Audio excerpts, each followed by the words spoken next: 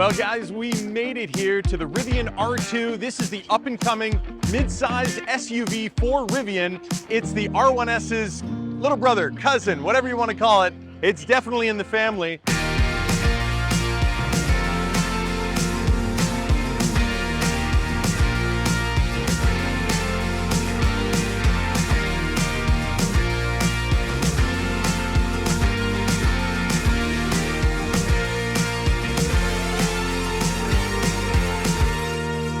We're down here in Austin, Texas at the Electrify Expo, and we've got the Rivian R2 here. For the first time, I'm seeing it, and you're seeing it here with me. This thing is really cool. It's actually bigger than I thought. Of course, I've been up close and personal with the R3 and the R3X, but this is the very first time that I get to see R2, and I gotta say, this packaging, this form factor is gonna sell like crazy. It's actually quite a bit bigger than R3 and R3X, but it's small enough that it is quite a bit different than the Rivian R1S over here. You can see the size of this, the height versus the R2. So it's a little lower, easier in those metropolitan areas, but also big enough to go on those big adventures. Look at this, look at the back here, guys.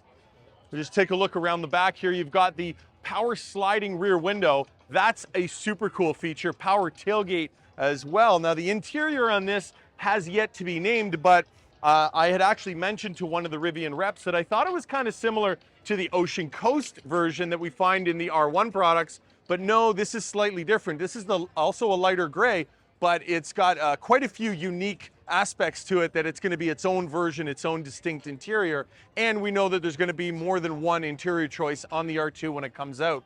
The wheel and tire package on here is slated to be an upgraded, sort of a premium wheel and tire package. So you can get a good look at that right there. We got the yellow painted brake calipers. Now that's similar to the quad motor, tri-motor, sorry, of the Rivian R1. Now the original quad motors had them and the newer ones don't. They have the new Ascent blue color, which is really, really cool. But on this guy here, I'm not sure if the yellow calipers are gonna make it to production. We'll see.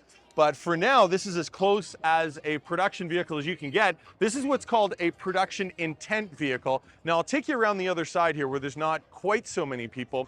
We can get a little better look at the shape of the R2. Now the R2 it's not one of those kind of swoopy jelly bean type of looks here. This is that traditional boxy SUV, lots of cargo space, very utilitarian. It's got a masculine feel to it, but it's got those soft corners, like they've rounded off the corners here. We've got nice shape, nice silhouette. Again, that's partially done for aerodynamics. Now, similar to the R3. It's the same thing with this little air outlet right here where the air goes through. Where, what? Yeah, so right here. Oh yeah, look at that. That's like an actual exactly. airflow. Yeah, so I saw the one on the front. Yep.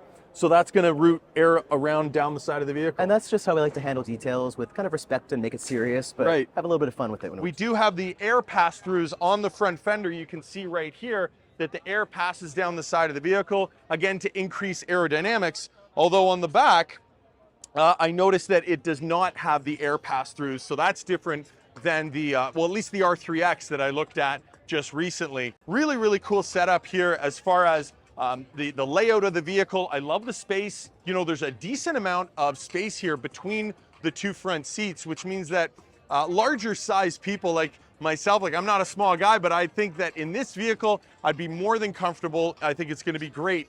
I'll draw your attention to the front here. We have a front facing camera. So that's kind of becoming the norm here. I heard a rumor that Tesla is gonna be putting that on their new version of the Model Y. So that's what people are demanding, and so that's what the manufacturers are putting on the vehicles. In the back here, you're gonna have those fold flat seats, so you're gonna have room for the dogs and all that sort of thing. And we know that with Rivian products, we're gonna have, you know, pet mode. With every R3X, we know we're gonna have the pet mode, so it's gonna be able to have the air conditioning on or heat on or whatever needs to be done to keep your furry friends comfortable. And all the pet-friendly features, lots of accessories that'll be coming down the pipe for R2 as well. And it does have those hookups on the roof there for your crossbars. What's cool is that for the R3, R2, and R3X, the same crossbars are going to carry right across from the R1 product. So if you've got an R1T in the garage with the crossbars, you can throw them right on your R2 and you don't have to spend any more money. So that's kind of a cool little feature. Inside here, you've got beautiful dash. It's split into like a soft leather type material on the top. and then you've got more of like a hard surface sort of beech wood on the bottom there. You can see dual displays. A lot of people like having a separate driver's display versus just the center display. I mean, to each their own, but that's a nice feature because we know that with Rivian, they're gonna have some of the towing and the off-road information, so it's nice to have that on its own separate screen.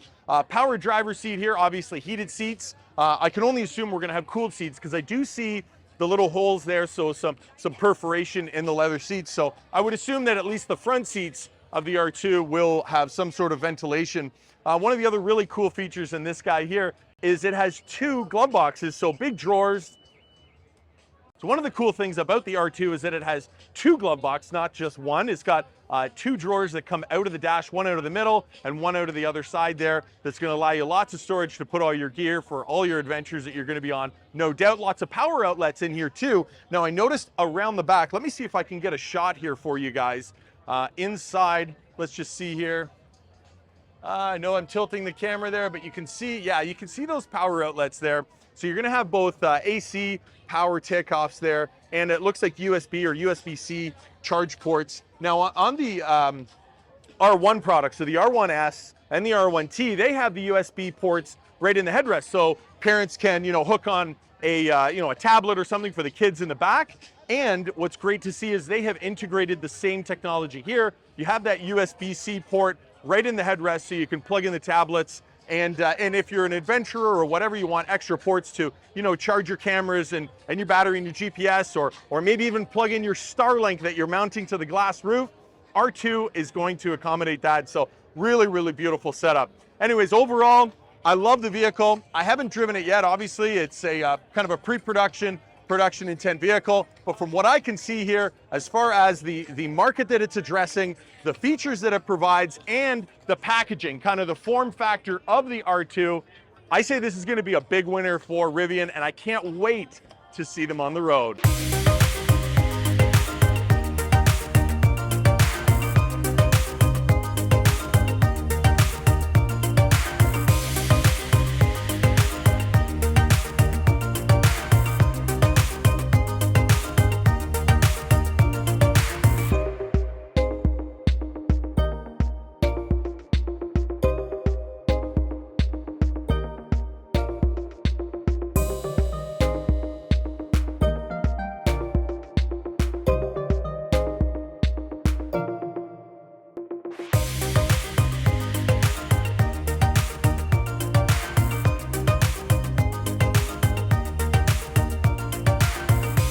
A wrap here in Austin, Texas at the Electrify Expo here at the Circuit of the Americas racetrack. We'll see you in the next video.